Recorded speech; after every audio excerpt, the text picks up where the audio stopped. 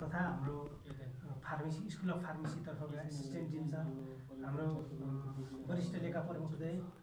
हाम्रो लाइब्रेरियनको रूपमा कार्यरत पाँचौँ तहमा कार्यरत हाम्रो वीरेन्द्र जिल्लाका तपाईँ सबैलाई र यो विषयसँग सरोकार राख्ने र बीचमा बजारमा फैलाइएका भ्रमका सन्दर्भमा गरिएका भ्रमहरूका सन्दर्भमा सम्बन्धित सबैलाई म कर्णाली स्वास्थ्य विज्ञान प्रतिष्ठान र मेरो व्यक्तिगत तर्फबाट हार्दिक न्यानो अभिवादन नमस्कार व्यक्त गर्न चाहन्छु। खासमा जुम्ला जिल्लामा 2068 सालमा कर्णाली स्वास्थ्य विज्ञान प्रतिष्ठानसँग सम्बन्धित ऐन जारी भए पश्चात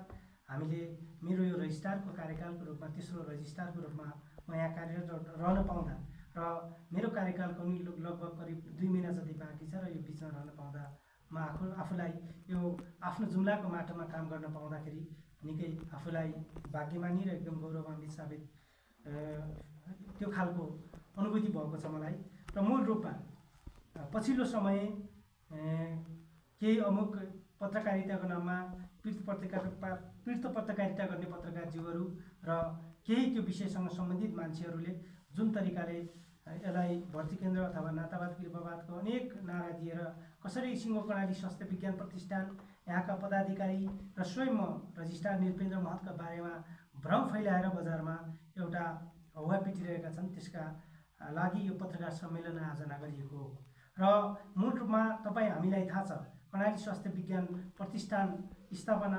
हुनु अगावै हामी जुन खालको जिल्ला अस्पताल हुँदै अञ्चल अस्पतालको रूपमा यो प्रतिष्ठान हुनु अगावै जुन अञ्चल अस्पतालको रूपमा यो क्षेत्रमा जुन अस्पताल थियो त्यो अस्पतालबाट हामीले थुप्रै खालका समस्याहरू झेलिरहेका थियौँ। तथापि अहिले पनि हामीले जनआकाङ्क्षा अनुरूप जुन तरिकाले अस्पताल सेवा प्रदान गर्नुपर्ने हो त्यो प्रदान गर्न नसकेको अनुभूति र त्यसको एउटा रियलाइजेसन हामीलाई भएको छ। तथापि अहिले स्वाभाविक रूपले कर्णाली स्वास्थ्य विज्ञान प्रतिष्ठानले गर्ने काम भनेको मूल रूपमा स्वास्थ्य विज्ञान प्रतिष्ठानसँग सम्बन्धित मूल काम भनेको यसको अस्पताल सेवा, यसको स्वास्थ्य शिक्षाधारा, स्वास्थ्य जनशक्ति उत्पादन गर्ने कुरा र स्वास्थ्यसँग सम्बन्धित अनुसन्धान गर्ने कुरा मूल यी तीनवटा कुरा लिएर कर्णाली स्वास्थ्य विज्ञान प्रतिष्ठान स्थापना भएको र सोही अनुसार आफ्नो कार्यहरू अगाडि बढाइरहेको विषय तपाईँ हामी बीच सर्वविदितै छ। तथापि अहिले जुन तरिकाले हामीले यी सबै काम गरिराख्नु पर्दाखेरि करिब हामीसँग 500 को हाराहारीमा अहिले पनि फ्याकल्टी, स्टाफ, ज्याला, करारदार